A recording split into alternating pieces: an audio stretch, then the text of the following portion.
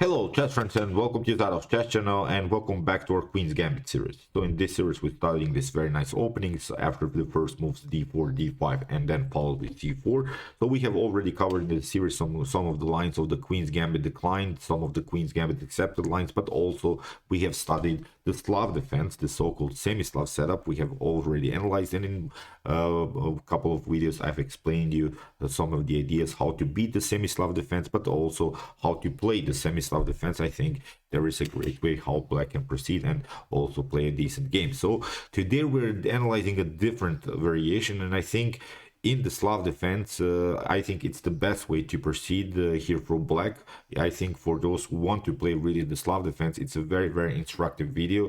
You will have opportunities to counterplay white in an early stage of the game. You will have really an opportunity to equalize the game in an early stage of the game, which is of course the most important thing while playing as black. So let's check out now what's all about. So we play again the move d4, we have d5, c4, after the move c6 we have the Slav defense. We'll analyze also early exchange variations after the move c takes d5.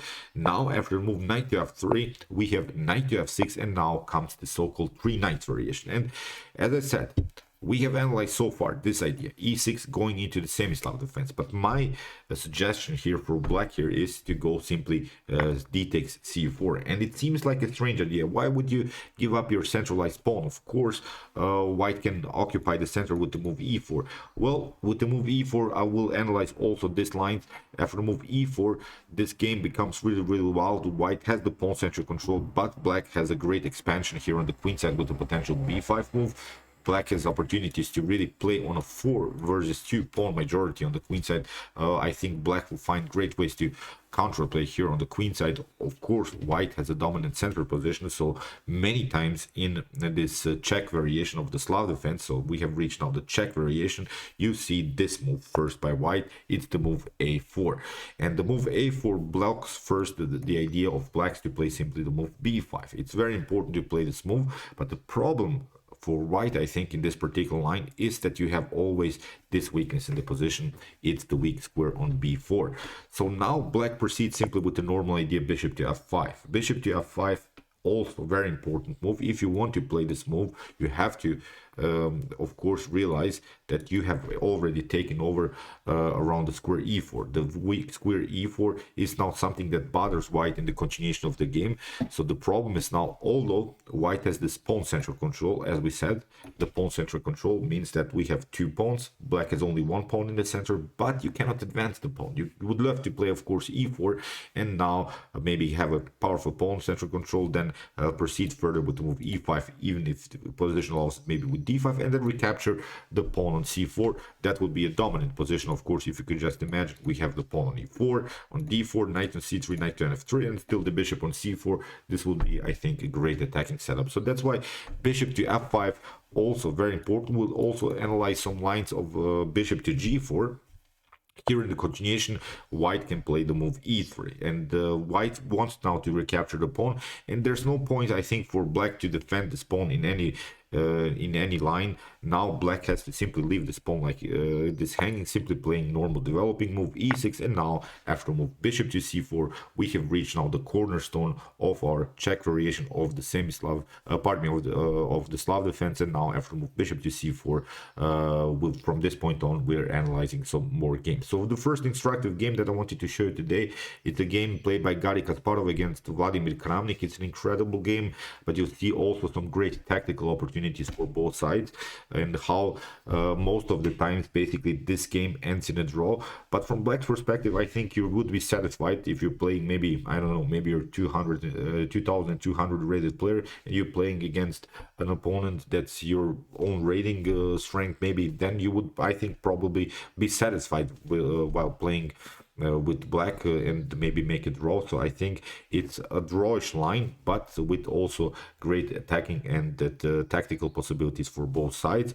If you're not familiar, of course, with some lines, you could get punished. So here after move bishop to b4, castling castling normal idea. So as we said, the b4 square in this variation of white is simply a long-term weakness. You'll see many times that black will support even the bishop with the move a5, or with the move queen to e7, or in some occasions with the move queen to b6. So here Garry Kasparov proceeded with this so-called Dutch variation. The Dutch variation is an aggressive approach, simply battling against this bishop here on f5. After the move bishop knight to h4, it's obvious that we want to attack the bishop and somehow maybe finally get the central pawn breakthrough with f3 and e4. But it's risky. I think when you make the choice that you want to chase the bishop, because there are also some other lines, if you want to chase the bishop, then you have to really chase it till the end. You cannot leave your knight on h4 undefended like this, because there are always some tactical threats of knight to e4 or knight to g4, and then a discovered attack by the queen on the knight. So if you, that's my suggestion, if you chase the bishop on f5, if you want to play, for instance, this line, I'm not saying this line is better or some other lines are better, but if you decide to chase the bishop, chase it till the end. So here in the game, Vladimir Kramnik tried knight to d7. He left simply his bishop hanging, and again, it seems so like it's a strange idea, but still, after a potential knight to f5, e takes f5, still black has a dominant position around the square e4, and that was black's idea in the first place. Now after rook to e8, I think white had some trouble, because we can notice also that the bishop on c1 is simply blocked out by its own pawns, and you cannot advance it. You cannot really find good opportunities to play with this bishop. So that's why the only good, I think, minor piece of white is simply the bishop on c4, aiming against this weak square on f7, but it's simply not so much. I think it's simply not so much that you have here in the attack. Still you're vulnerable even to some ideas of bishop to d6, remaneuvering the bishop here to this diagonal, and maybe even some Greek gift tactics with something like bishop takes h2 and then knight to g4 followed with queen to h4, because you have left also, by taking out the bishop on f5, a little bit the defense of the h2. The h2 is really long-term weakness. You see also in a couple of examples how this games can go wrong if you don't defend correctly, if you simply leave the defense of the h2 pawn unprotected. So here after the move knight to d7, we have now h3 by Kasparov. He wants now to take some more squares here against the bishop, because now we could maybe try queen to e2 and maybe proceed with e4. In the continuation, rook to c8 played by Kramnik, queen to e2, trying now e4 pawn breakthrough, and now Vladimir Kramnik plays first a counterattack against the bishop. Here we have bishop to b3, because as we said, the only good piece here of white is this bishop on c4, the really only good minor piece I think on the board. So that's why Garry Kasparov tried to stay with this piece on the board after the move knight to d5. Look how Vladimir Kramnik built really a nice compact position on the light squares, because the bishop helps us out really. We have a pure domination here around the light squares. That's all possible because this bishop is not out. This bishop is really the worst minor piece on the board. So here in the continuation, bishop to d2, we have queen to e7, now rook to e1, we have rook to d8, and now Garry Kasparov plays the move queen to f3. He tries now finally to get this e4 pawn breakthrough, because he has now the support of the rook, also the support of the queen. Now in the continuation, knight to e4, Garry Kasparov takes, knight to f5, attacking the queen on e7. We have e takes f5. You cannot take out the pawn because your bishop is hanging, so that's why here Kasparov first took knight takes e4. We have f takes e4, and now Garry Kasparov plays bishop to b4, attacking here simply the queen. In the continuation of the game, we have knight to b4, and both players agree to a draw. So it's a drawish line. If you put now this position into an engine, it will show you equal chances for both sides. With this simplified line, with only one minor piece on the board, both players agree to a draw, because still Vladimir Kramnik can build a powerful blockade around square d5. I don't think that white has so many chances to win the game, but also black, I think in this top grandmaster level, wouldn't win this game for sure. So let's check out now how things can go wrong in this particular setup. So as we said, here is our setup, our cornerstone. As we said, after the bishop c4, we are analyzing now some more lines. The second instructive game that I wanted to show you today in this particular line, it's a game played by Igor Yelitsev against Andriy Zaremba. It's an FIDE master level game, but still I think it's very instructive. It shows really the problem sometimes in this Czech variation of the Slav defense. Bishop to b4, you see also many times. We have seen this idea also in the game between Kasparov and Kramnik. We have castling, knight to h4, again chasing the bishop. We have bishop to g6, and now one of the best ways is simply to take knight takes g6 and simply continuing the game with the bishop pair. But still, it's not one of these bishop pairs that are really powerful. We still have to notice, again, I'm pointing out that the bishop on c1 is simply a bad piece. The bishop on d2 can be played, then maybe something like queen to e2, maybe finally trying the central pawn breakthrough. But meanwhile, black is also doing something. What I always don't like about this move, knight takes g6 immediately, as we said, you have left simply the defense of your h2 pawn, so that's why this h2 could be long-term problem. So here f3, here white tries the move f3, g4, maybe even g5, trying somehow to attack position, but it's simply, I think, a risky choice. After the move knight to d7, we have now the move e4, and here comes already one of the main ideas of the Czech variation of this of the Slav defense. After the move e5, you'll see many times that black breaks the position around the square d4 with the move e5 or even with the move c5, because you see with the move f3 we have weakened also a little bit the dark squares on the board, so that's why breaking this position is perfectly fine. In the continuation here, white tried the move bishop to e3, but actually this is already a bad continuation here for white. Maybe you can pause the video and try to see now the best continuation here for black. It's really wild, because as we said, knight takes g6 is simply the best continuation, because as I said in the beginning of the video, if you chase the bishop, chase it till the end, trade it off, maybe we'll have some worries with the dark square bishop, as we said, but still this could be playable. After a move knight to g6, here bishop to e3, maybe bishop takes d4, queen to e7, maybe something like queen to c2, knight to e5. You see black has also some great opportunities to attack the squares on the board, and I think this should be an equal game for both sides. But after the move bishop to e3, as I said, maybe pause the video and try to see now the best continuation here for black. It was a great move here by black, and black won the game very effectively here. So okay, that's what I meant about this idea. If you chase the bishop, chase it till the end, because after the move bishop to e3, black found this counter attack, knight to g4, simply attacking the knight. In the game, white tried the attack, and here the f5 square, but also protect the e3 bishop, but it's simply too late. After knight takes e3, we have knight takes e3, and now after e takes d4, queen to d4. But you see now the dark square problems that you have on the board. See, in this particular scenario, white tried to be dominant with this knight to h4, tried to get this pawn central control, tried to get both of the pawns on d4 and e4, but now gets punished on dark squares because of this early f3 move. In the continuation, after queen to d2, now came a new stunner, knight to e5, deflecting basically the only defender of the knight here. And in this position, white resigned, because if you, for instance, take queen takes d8, first you get checked, and that's the main issue. Then we can take out the queen, and of course black is continuing the game with upper piece. So really wild stuff. Let's see now another example how things can go wrong. Again, we have this Czech variation of the Slav defense, e3, bishop takes c4, bishop to b4, castling. So this classical variation, sometimes it's called a Dutch variation, with the ideas to play knight to h4. Here again, knight to h4, bishop to g4. We have now f3. In the previous game we have seen this immediate bishop to g6 idea.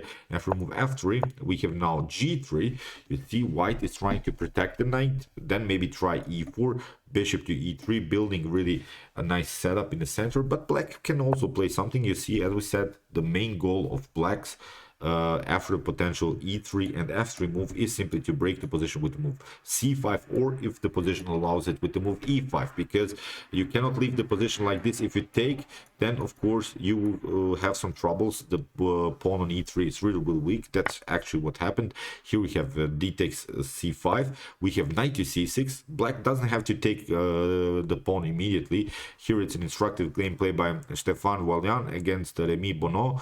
After the move knight to c6, you see black will always have the ability to take out this pawn. It's not a problem that we cannot recapture the pawn, but now again after bishop to d2, bishop takes c5, again this g4 idea happened, and then again we have this idea knight to g4 because the knight was hanging on h4, and here white tried to defend it with queen to e1, but black found a great tactic here. Queen takes d2.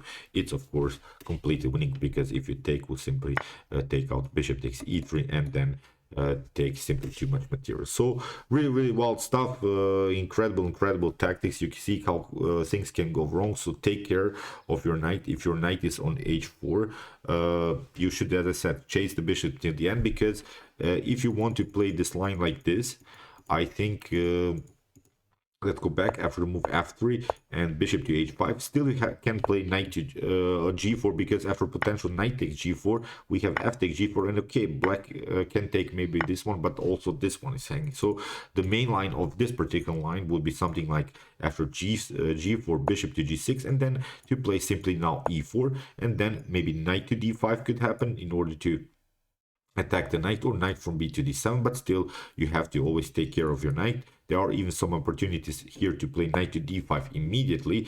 Then you can go knight to g2, and after something like, I don't know, bishop to g6, we can even try here the h4 attack, immediately attacking this position, because these are flexible pawns. We could actually try to maybe even trap the bishop on g6, but that's it. Simply long terms. We'll analyze some other and better, I think, possibilities for both sides. Here, as we said, the main issue is always this one. When you play this move g4, you should always consider some counter-attack possibilities with the move knight takes g4, and that's why here in this position you see how black really played some great tactics after queen to e2, queen to e1, queen takes d2, queen takes d2, and now the game was simply over. So let's see now another example of the Czech variation of the Slav defense. It's a game played by Giso Janke against Johnny Hector. Here after move bishop to f5, e3, bishop takes c4, again this lines castling, knight to d7. Here black didn't castle, play simply knight to d7.